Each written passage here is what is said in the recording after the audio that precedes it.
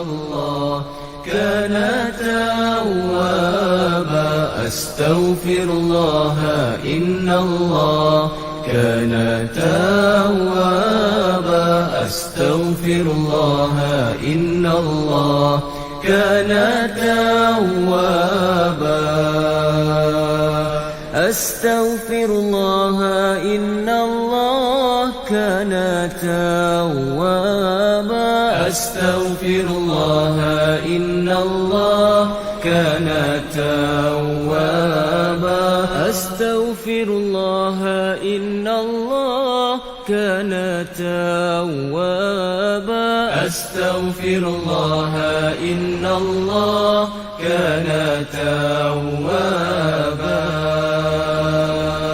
أستغفر الله إن الله كان توابا أستغفر الله إن الله كان توابا أستغفر الله إن الله كان توابا أستغفر الله إن الله كان توابا أستغفر الله إن الله كان توابا أستغفر الله إن الله كان توابا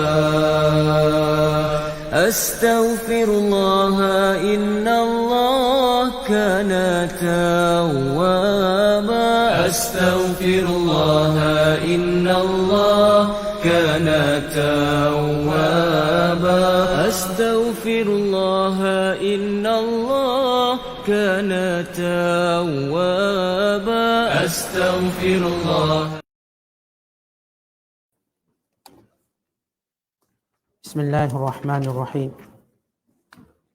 كل من عليها فان ويبقى وجه ربك ذو الجلال والإكرام فبأي آلاء ربكما تكذبان يسأله من في السماوات والأرض كل يوم هو في شأن فبأي آلاء ربكما تكذبان سنفرغ لكم أيها الثقلان فبأي آلاء ربكما تكذبان يا معشر الجن والإنس إن استطعتم أن تنفذوا من أقطار السماوات والأرض فانفذوا لا تنفذون إلا بسلطان فبأي آلاء ربكما تكذبان يرسل عليكما شواظ من نار ونحاس فلا تنتصران فبأي آلاء ربكما تكذبان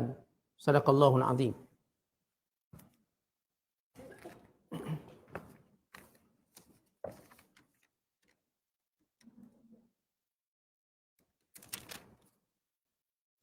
Segala yang ada di bumi itu akan binasa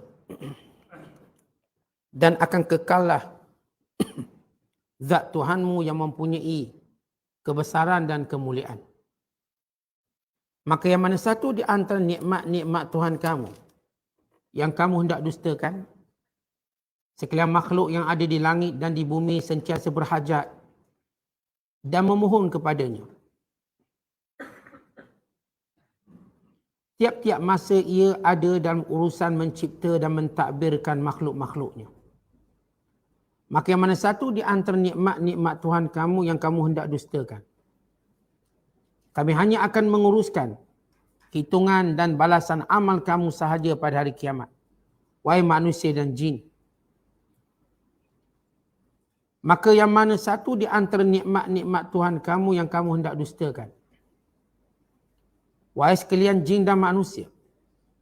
Kalau kamu dapat menembus keluar dari kawasan-kawasan langit dan bumi untuk melarikan diri dari kekuasaan dan balasan kami, maka cubalah kamu menembus keluar. Kamu tidak akan menembus keluar melainkan yang satu kekuasaan yang mengatasi kekuasaan kami, masa akan dapat. Maka yang mana satu di antara nikmat-nikmat Tuhan kamu yang kamu hendak dustakan?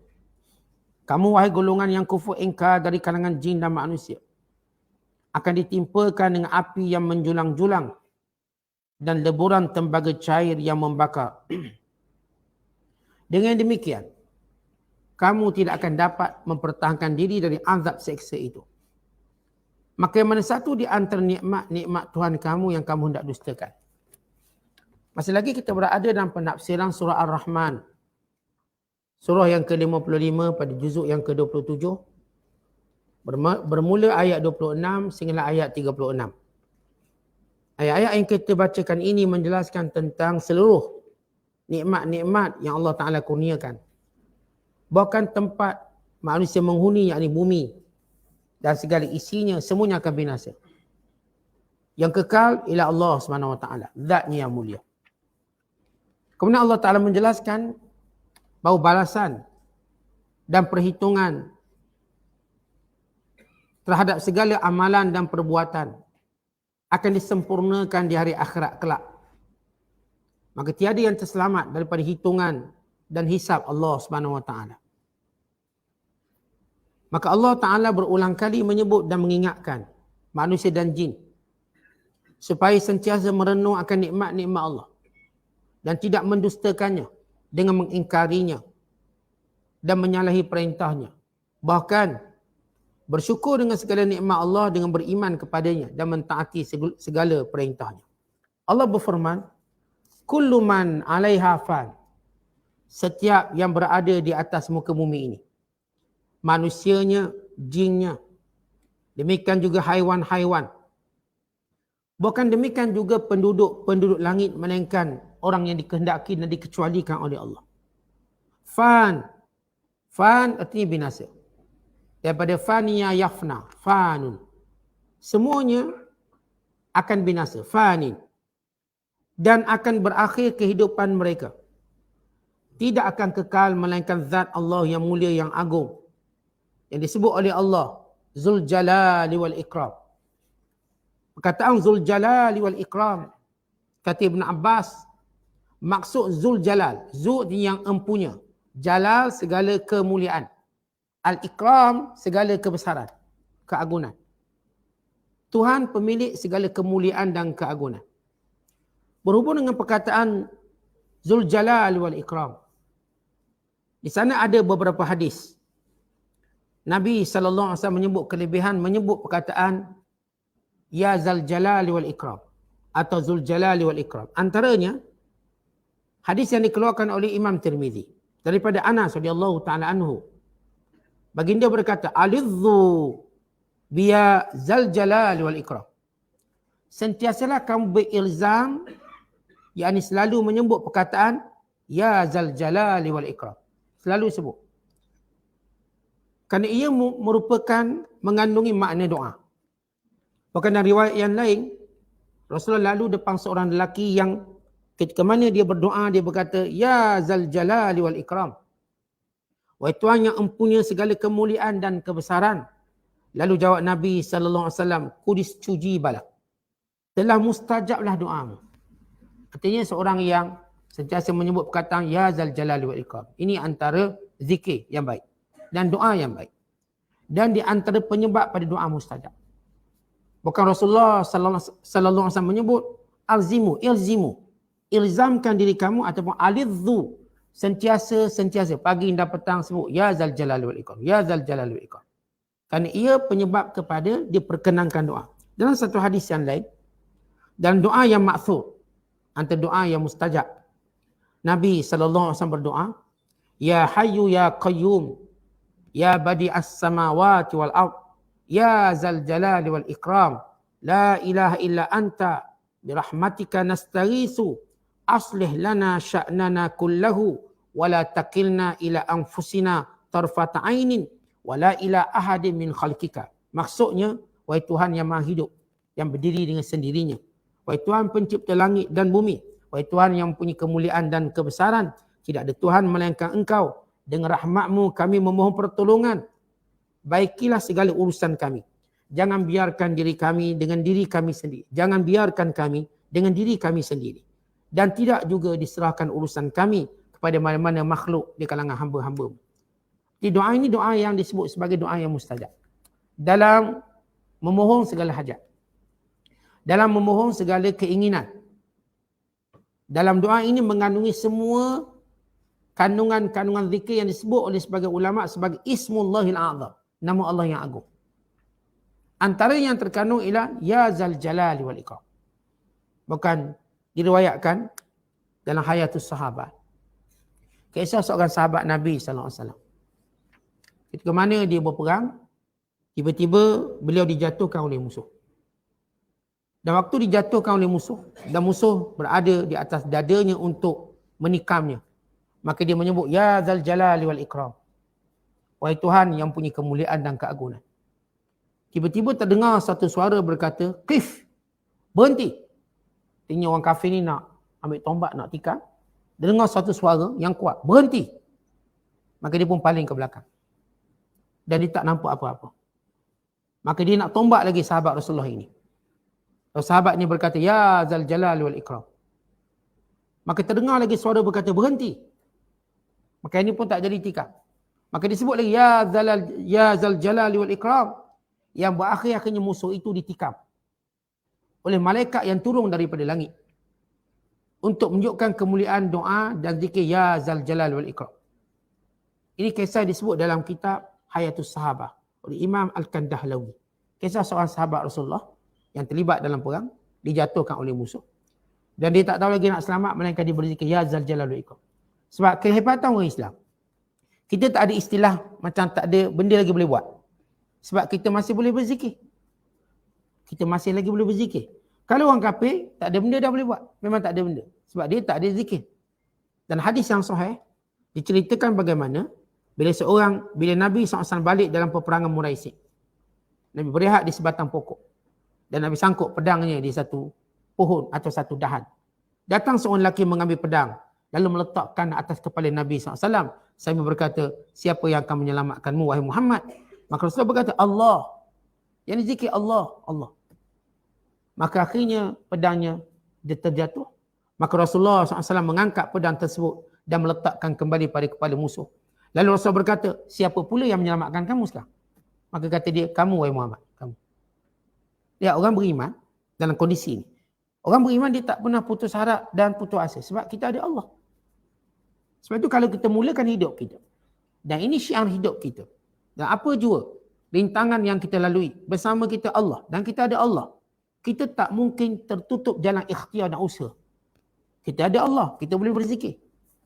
Katakan doktor kata dah tak ada ubat dah, tunggu mati je. Kita tak mungkin orang Islam duduk saja, berzikir, zikir. Itu salah satu ikhtiar. Berdoa. Kita dah tak ada arwah dah nak buat, tak ada duit ni. Tak ada duit dah, kosong, zero ni. Apakah kita tak boleh buat apa? Tunggu terpenuh. Tak, kita boleh buat zikir. Kita berdoa.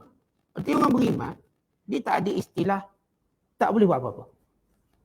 Di hadapan kita masih banyak benda lagi kita boleh buat.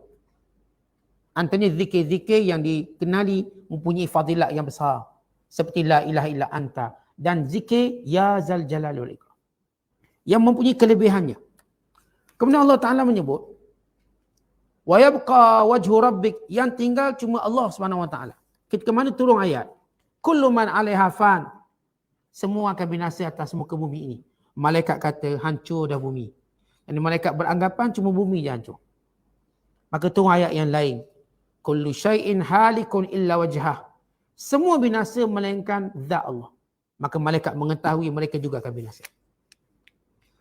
Manusia akan binasa. Jin akan binasa. Syaitan akan binasa.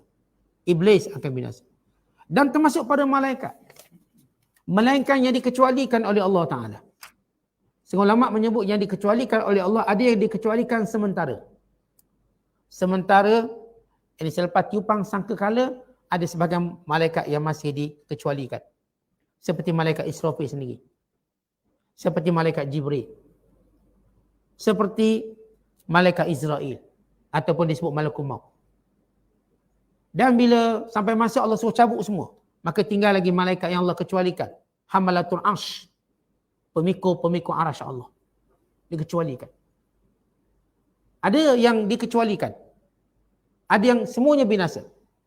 Para ulama melihat ayat ini kepada maksud binasa, maka semua akan berpindah pada alam yang kedua.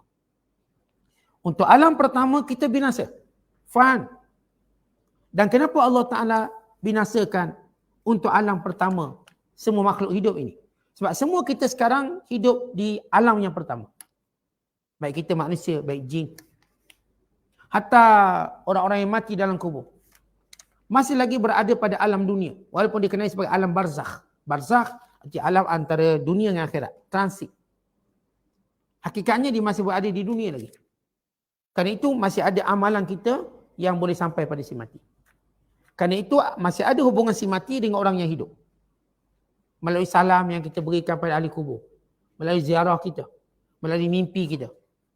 Sebab nanti bila alam akhirat dah tak ada mimpi. Mimpi cuma alam pertama. Bila manusia benar-benar jaga, tak ada mimpi. Kita sekarang tak jaga. Kita bukan dalam alam jaga sebenar. Ini alam ujian. Masa ni kita akan bermimpi. Cuma ada orang tu ingat mimpi atau tak ingat mimpi. Hatta binatang-binatang juga bermimpi. Satu kajian dibuat, binatang juga mimpi. Dibuat kajian pada seekor kucing. Kucing tu mimpi kejar tikus. Macam mana pula dia orang tahu? Gerakan yang dibuat, kucing tu macam tangan dia ataupun kakinya seperti nak menangkap sesuatu. Kali dia miss tikus semalam, teringat dalam mimpi.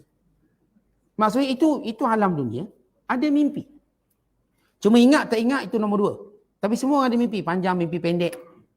Tetapi bila kita benar-benar berada pada alam yang kedua, tak ada mimpi. Kerana ini alam hakikat. Sebab itu disebut oleh para ulama. Dalam hakikat hidup di dunia. An-nasu niyamun wa iza matu intabahu. Manusia semua tidur. Tetapi bila mereka mati, mereka sedar. Kerana mereka berpindah. Kerana itu kita sebut maksud manusia binasa, binasa pada alam pertama. Tetapi kita tidak binasa pada alam yang kedua. Allah binasakan kita pada alam pertama. Untuk diadili manusia untuk kehidupan yang abadiyah. Kehidupan yang abadi. Untuk nikmat yang abadi. Untuk keadilan yang mutlak. Kerana itu manusia berpindah daripada ad-darul faniyah. Di dunia ni kita panggil ad-darul faniyah. Negeri yang binasa. Ila daril khalidah. Pada negeri yang kekal abadi. Al-baqiyah. Darul jaza' was thawab. Negeri pembalasan dan negeri diberikan pahala atau sebaliknya. Maka hikmah Allah Ta'ala binasakan untuk menuju alam yang kekal abadi. Untuk manusia mengetahui secara yakin keadilan Allah yang mutlak. Kat sini keadilan tidak bersifat mutlak. Keadilan masih ada ruang-ruang manusia rasa dizalimi. Tetapi di sana keadilan mutlak. Di sini tuan-tuan kadang-kadang saksi kita tak kuat, kita salah. Walaupun kita betul, kadang-kadang. Yang belah sana pandai goreng-goreng sikit, mungkin dia menang. Dan ini disebut dalam hadis Nabi SAW. Sebagian kamu mungkin lebih mahir berkata-kata, bertutur berbanding orang lain. Tetapi kalau dia tahu dia mengambil hak orang lain, dia tetap mengambil bara api neraka. Sebab itu dalam Islam, kalau kita ke mahkamah, benda itu memang bukan hak kita, tapi lawyer kita pandai, akhirnya jadi hak kita. Lawyer itu pandai pusing. Kita tetap mengambil bara api neraka. Tetap berdosa. Hakim tak berdosa sebab dia berdasarkan kepada pembuktian. Itulah mahkamah. Tapi kita tahu betul atau salah. Kita tahu. Tuan-tuan tahu tuan-tuan betul ke salah. Menipu ke tak menipu dalam mahkamah. Upah peguam yang handal dan sebagainya. Yang ni kalau dia tahu, oh ini bukan hak dia, dia ambil. Walaupun mahkamah membenarkan dia ambil. Dia tetap mengambil bara api neraka. Dia tak ambil benda yang halal. Keputusan mahkamah tidak menghalalkan yang haram. Ia cuma satu proses dunia saja. Proses dunia, macam itu dunia diproses. Tapi kita tahu, benda ni hak kita atau tak. Kalau kita tahu itu bukan hak kita, dan mahkamah memutuskan bagi pihak kita, tetap hukumnya haram diambil. Kalau kita tahu. Contoh tuan-tuan mak ayah ni, dia dah wakaf tanah ni. Kepada madrasah, kepada mana-mana. Dan kita tahu ayah kita tak ada hitam putih, dokumentasi tak ada. Lalu kita agui ni mahkamah, memang kita menang. Sebab mahkamah berdasarkan pada dokumentasi. Lafaz wasiat, lafaz wakaf tadi tak dapat dibuktikan. Lalu mahkamah putuskan, okey ini harta waris-waris, lalu waris pun bagi harta pusaka, dia memakan harta yang haram. Sebab itu harta wakaf. Sebab wakaf ni tuan-tuan, lafaz wakaf sama dengan lafaz cerai, sama dengan lafaz kahwin. Bila dia keluar saja, dia tu jadi wakaf, tak boleh undur balik. Saya wakafkan tanah ni, itu jadi tanah wakaf. Dia tak boleh bundur, tak jadilah wakaf. Yang tahun lepas saya wakaf, saya cancel. Tak boleh. Sebab ini mempermainkan hak Allah. Wakaf tu hak Allah. Dia tak boleh main-main wakaf. Sama juga kita kata bab kahwin tak boleh main-main, bab cerai tak boleh main-main. Itu hak Allah. Kita tak boleh, saya tarik balik. Tak ada istilah tarik balik di jalan. Jadi ini hukum Allah. Jadi kalau kita waris, tahu wakaf. Tapi ayah tak ada dokumentasi. Mahkamah pun putuskan kita menang. Misalnya, madrasah pun kena keluar, kena rombak. Tapi yang berdosanya kita, yang mengambil. Kita mengambil bara api neraka. Ini isu hukum, kita kena tahu. Kemudian Allah Ta'ala sebut, lepas perpindahan, semua akan binasa. فَبِأَيِّ آلَاءِ رَبِّكُمَا تُكَذِّبَانِ. Nikmat manakah lagi yang kamu hendak dustakan? Maksudnya, di sebalik kehancuran, kemusnahan itu adalah nikmat Allah. Kenapa? Kerana manusia akan bertemu kembali dengan orang yang disayang. Kerana manusia sama, tak ada lagi perbezaan. Kita kat dunia ada perbezaan. Rajanya, rakyatnya, menterinya, orang biasanya. Di sana semuanya hamba Allah. Tak ada beza. Di sini kita masih ada beza. Melayunya, Cinanya, Indianya, Ibannya. Di sana namanya hamba Allah. Tak ada lagi bangsa. Tuan-tuan, di akhirat kelak dia tak ada istilah bangsa. Oh, tak ada ni bangsa Melayu sama Melayu. Tak, Melayu hilang di dunia. Duduk sepiak. Satu puak. Bangsa Cina dengan bangsa Cina. Tak, Cina hilang di dunia. Tak ada istilah bangsa. Bangsa ujian dunia. Bangsa ni ujian dunia.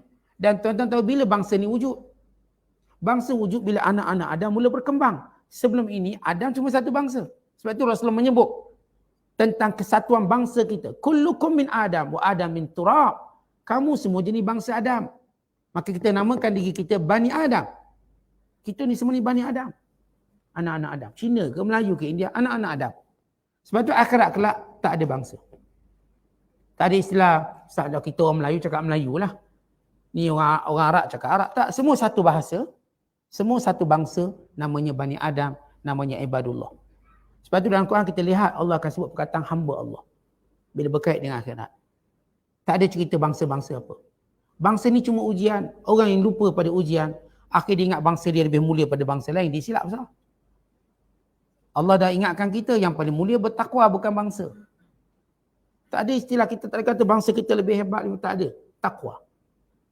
Kerana itu saya kata akhirat kelak tak ada bangsa.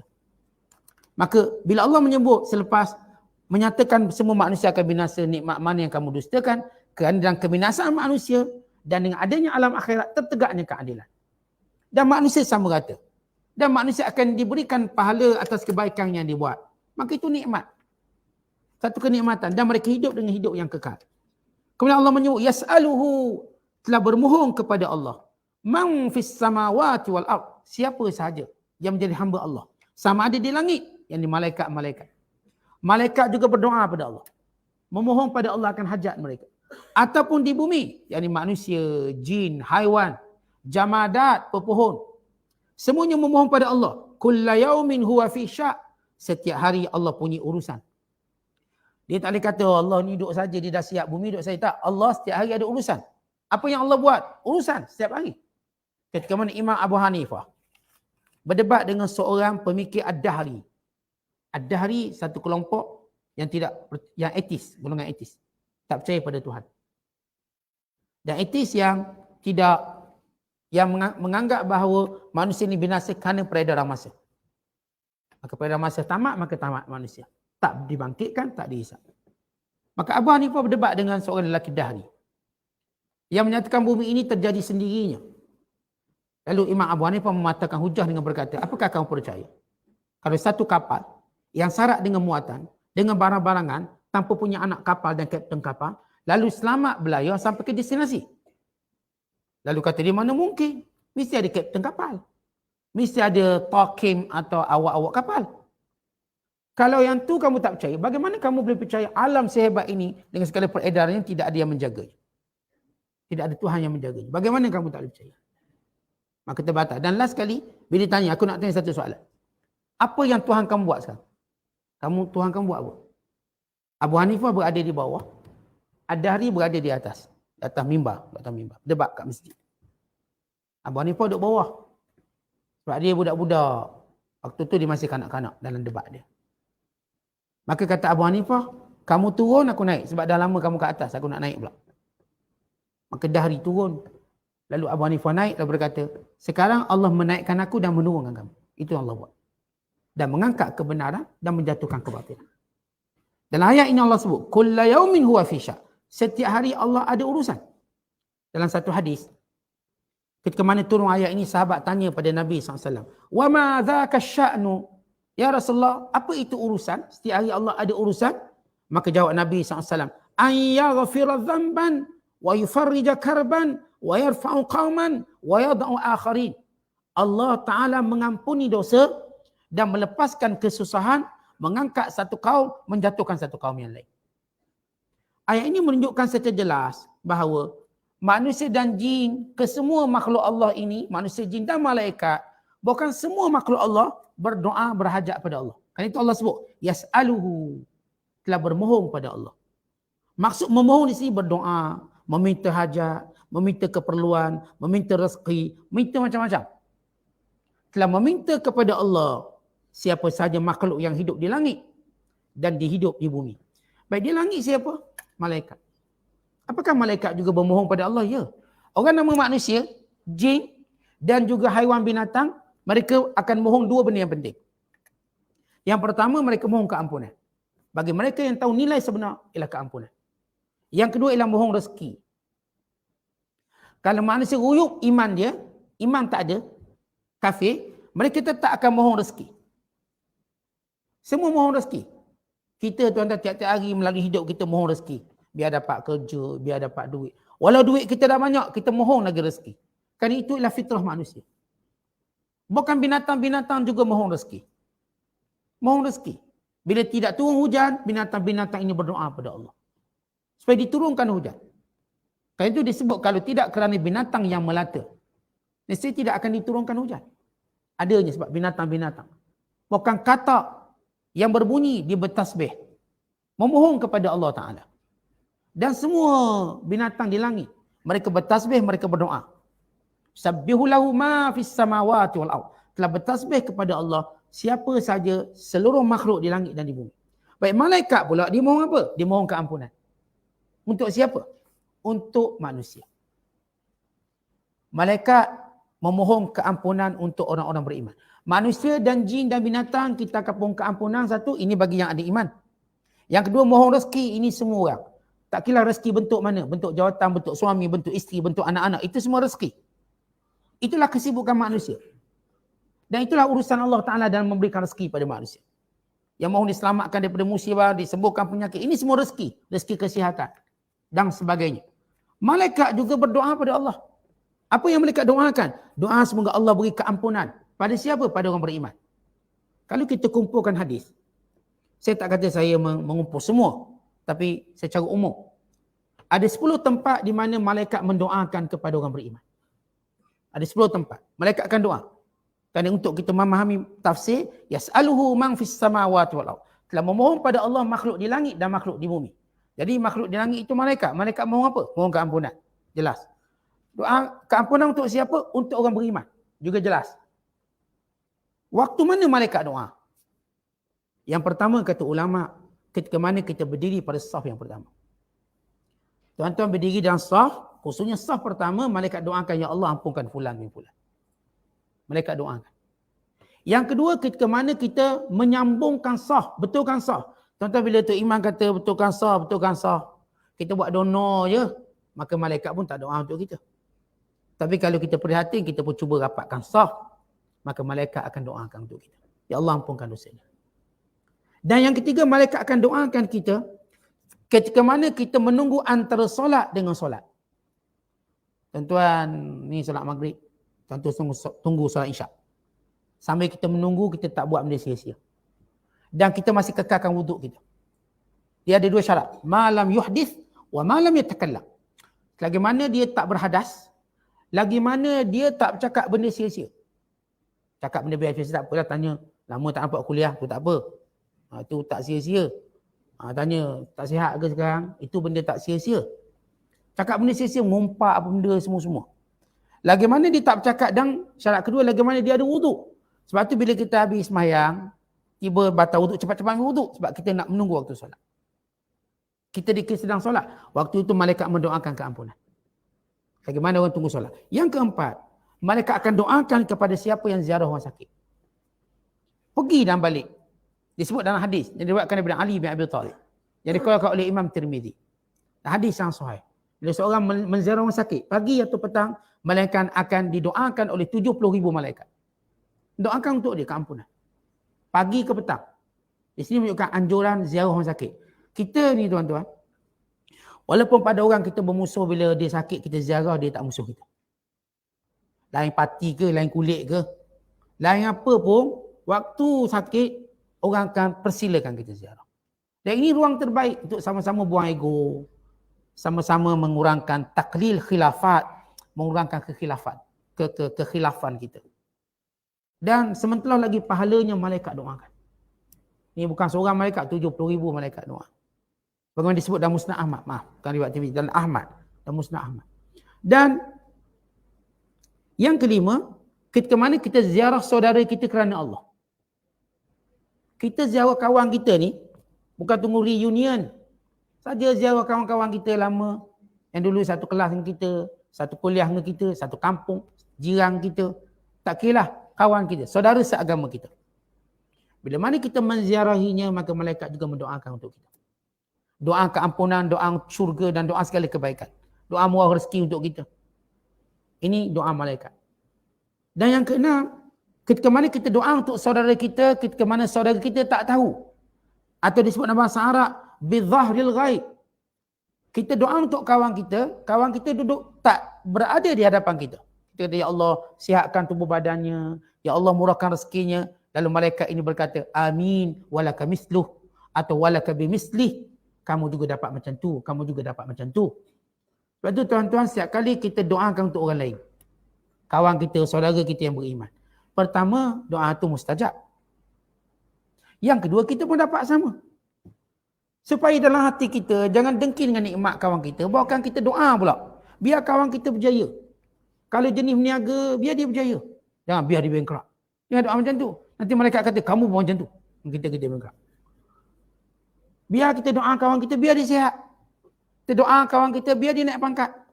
Kita doa kawan kita segala kebaikan dunia dan akhirat.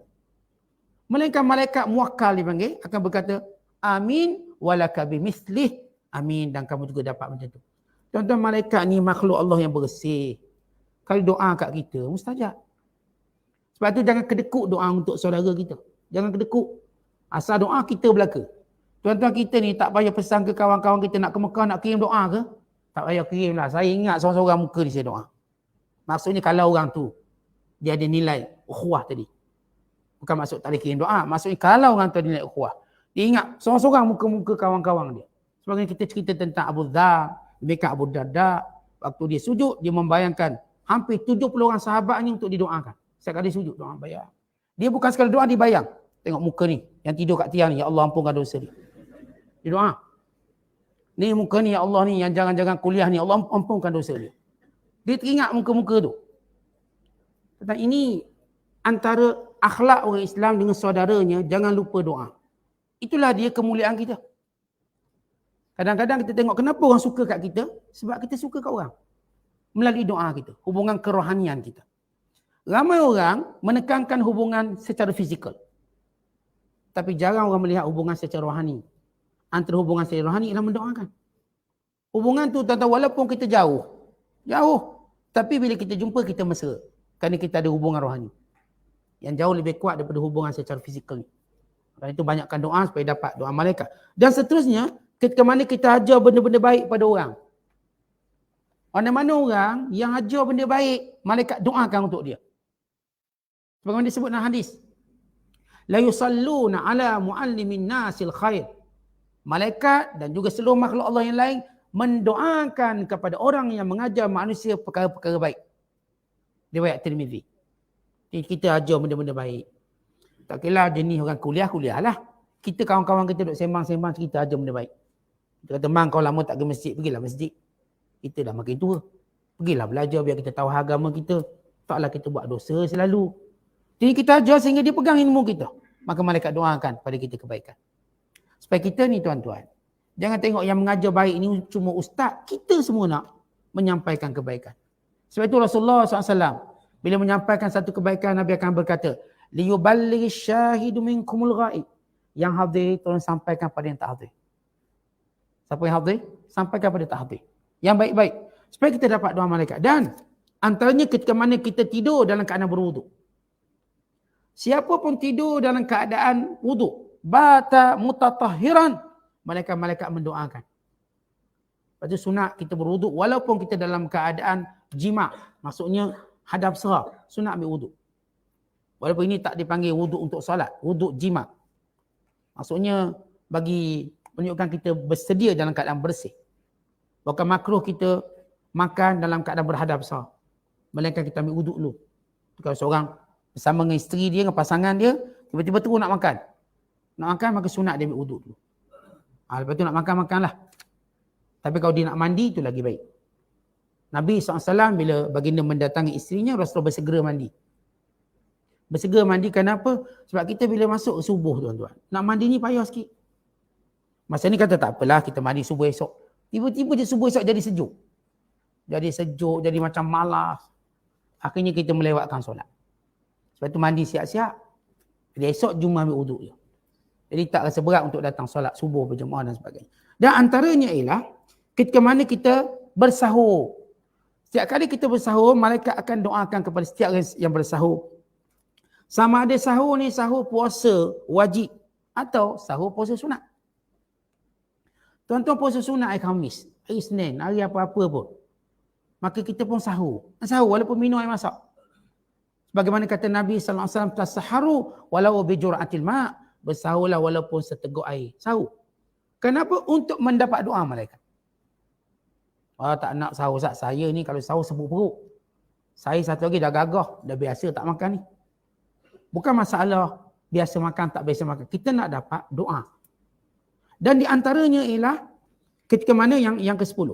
Last kali. Ketika mana kita bersedekah. Setiap kali kita bersedekah, malaikat akan berkata, Allahumma a'ti munfiqan khalafa. Ya Allah, berikan kepada orang yang pemurah dengan balasan yang baik. Sebab itu tuan-tuan kita tak takut untuk bersedekah. Kerana ada yang doakan kita, malaikat. Atau kalau orang yang kita beri sedekah tak doa untuk kita pun tak apa. Malaikat ada doa. Tak perlu kita sebut, doakan untuk saya tak apa. Saya dah bagi awak, malaikat akan doakan untuk saya. Ini 10 keadaan di mana malaikat mendoakan. Saya tak kata 10 ni je. Tapi saya bagi contoh 10 ni je. 10 ni je. Dan secara umum kata ulama, apapun kebaikan kita buat, apapun keadaan baik kita berada, malaikat-malaikat akan bersama kita dalam doa. Maka burulah malaikat doa ini. Lalu setengah ulama kata, siapa banyak dosa? Siapa banyak dosa? Kadang-kadang dia nak taubat, dia pun tak. Orang kata, tak terdaya dah nak taubat ni. Caranya ialah, dia melazimi tempat di mana malaikat doakan.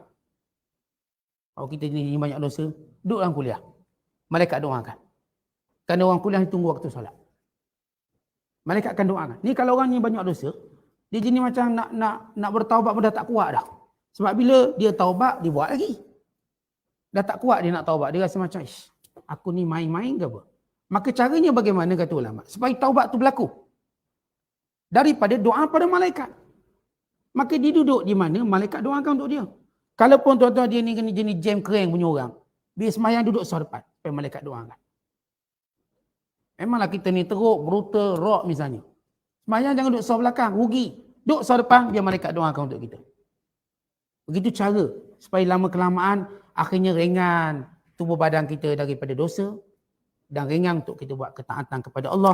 Kemudian Allah Ta'ala tutup dengan berkata, Fabi ayyi ala'i rabbikuma tukadziban. Nikmat yang manakah lagi kamu nak dustakan? Tuhan yang sentiasa memustajabkan doa.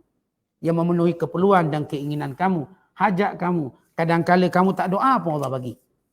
Jangan kata kamu berdoa, kamu tak doa pun Allah Ta'ala beri. Maka nikmat mana lagi kamu nak dustakan? Wallahu a'lam bishawab. Assalamualaikum warahmatullahi wabarakatuh.